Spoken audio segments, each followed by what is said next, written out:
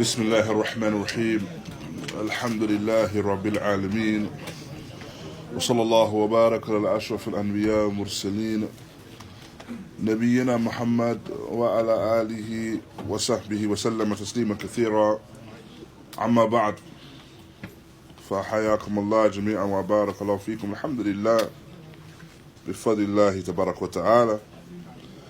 He has allowed us once again to reach another Ramadan, and no doubt this month again is another opportunity لحصول على خير for the individuals from the ibad, from the servants of Allah تبارك وتعالى, to attain good and draw nearer to their Lord Azza wa Jal.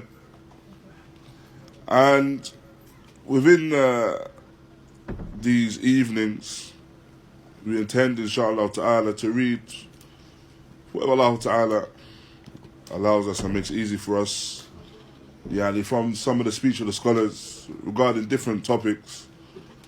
And bi'idhnillahi ta'ala, we wanted to begin with discussing the ṣiyām itself, the fasting itself, and some of the aḥādīth pertaining to fasting.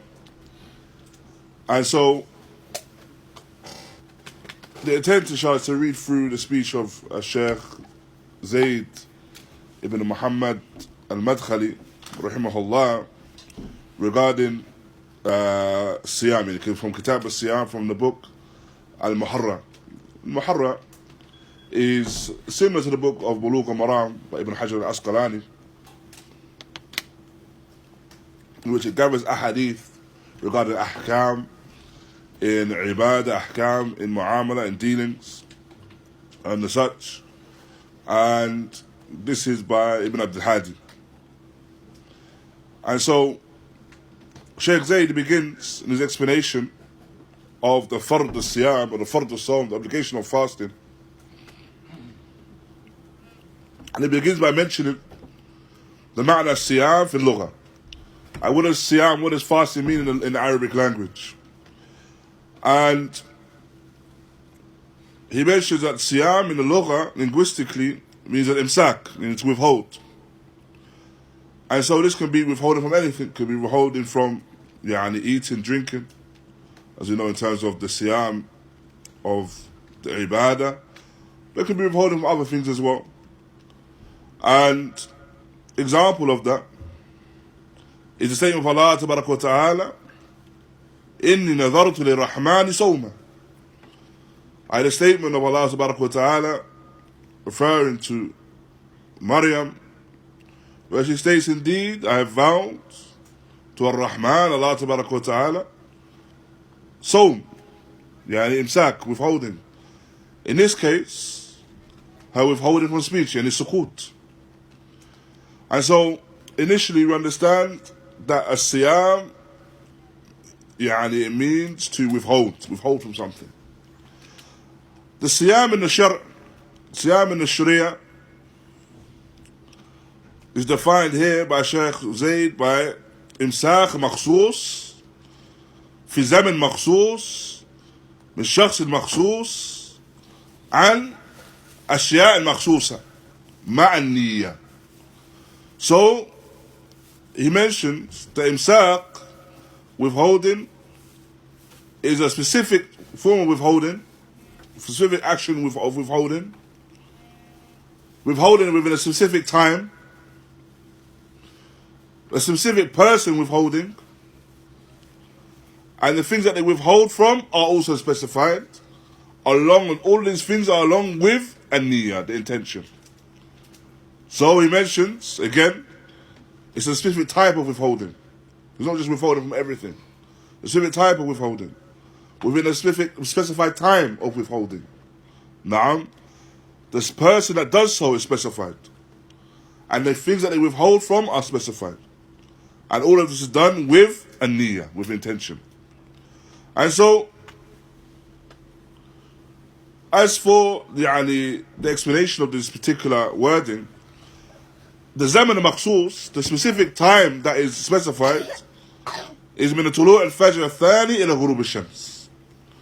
So the ṣiyām in the Sharia is where the individual withholds from the time of the second Fajr, so the true Fajr, until the sunset. Now, the second Fajr to the sunset.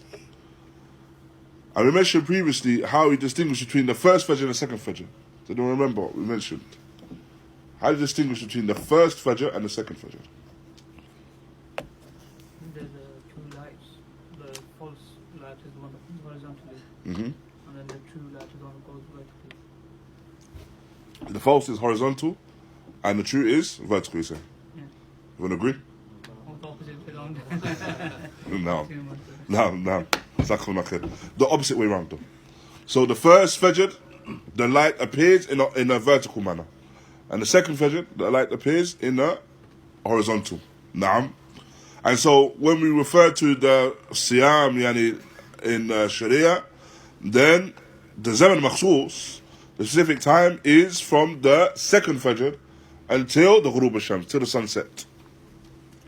أما الشخص المخصوص, as for the specified person that is fasting in terms of the Sharia, then this is the individual that is Muslim, عاقل, غير المرأة الحائض والنفساء. And so, as for the individual that is specified, then it's the Muslim, and is عاقل, he has is of sound intellect, and it's not the woman that, for example, is upon the menses, or she has postnatal bleeding. What you can add to that as well, as some of the scholars mentioned, is Muslim aqil baligh, and has reached the age of puberty, reached the stage of puberty as well. So this is the specified person. So we say the fast in the Sharia is the fast which is done by at a specified time by a specified person. Now, and then it mentions the ashya makhsusa, that the person withholds from specified things. And this is referring to the mubtilat of sawm, the things that nullify the person's fast. Naam.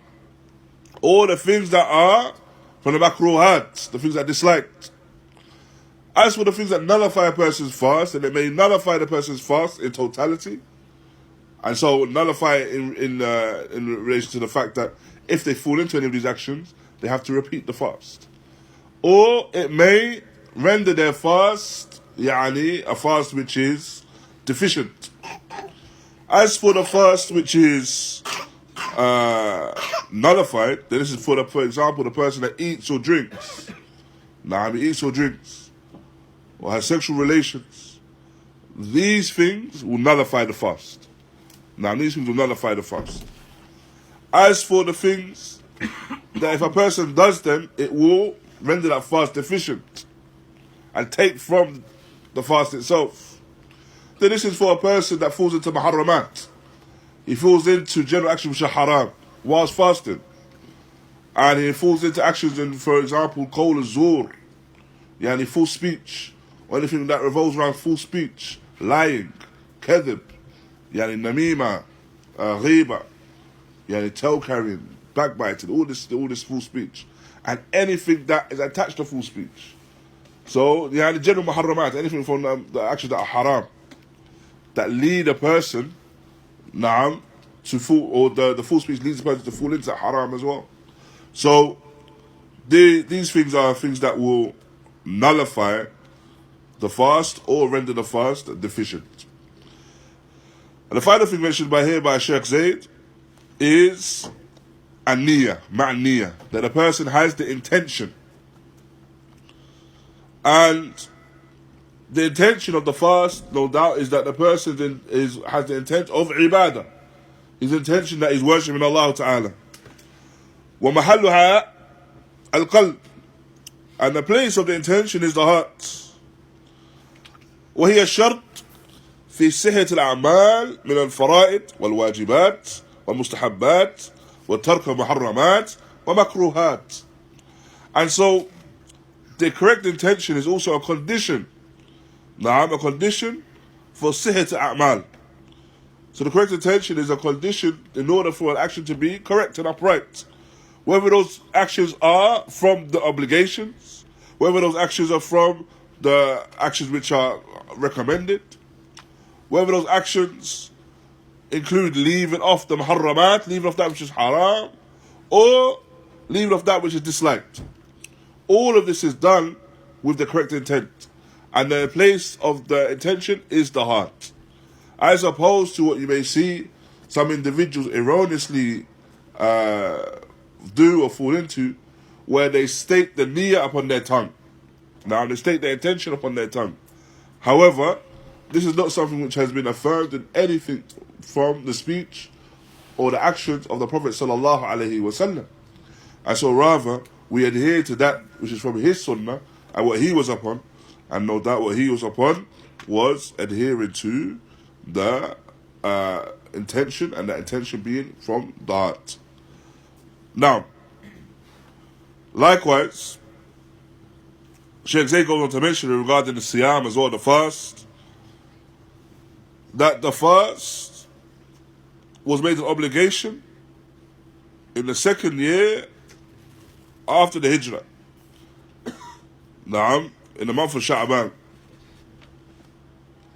And so the Messenger of Allah sallallahu alayhi wasallam, he fasted for 9 Ramaḍāns. 9 Ramaḍāns.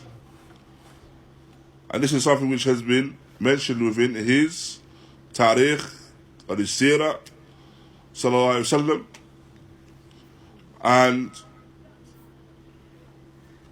this, no doubt, is within the life that he led, alayhi salatu wasalam, which was a life of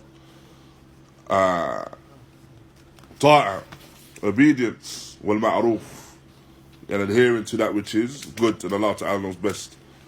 And with that, inshallah, we'll conclude. And bi'idhnillahi ta'ala, from tomorrow, we'll go to mention, to read from the first aḥādīth that we intend to read from. Bi'idhnillah, barakallahu feekum. وجزاكم الله خيرا وصلى الله وبارك على نبينا محمد وعلى آله وصحبه وسلم. بارك الله فيكم.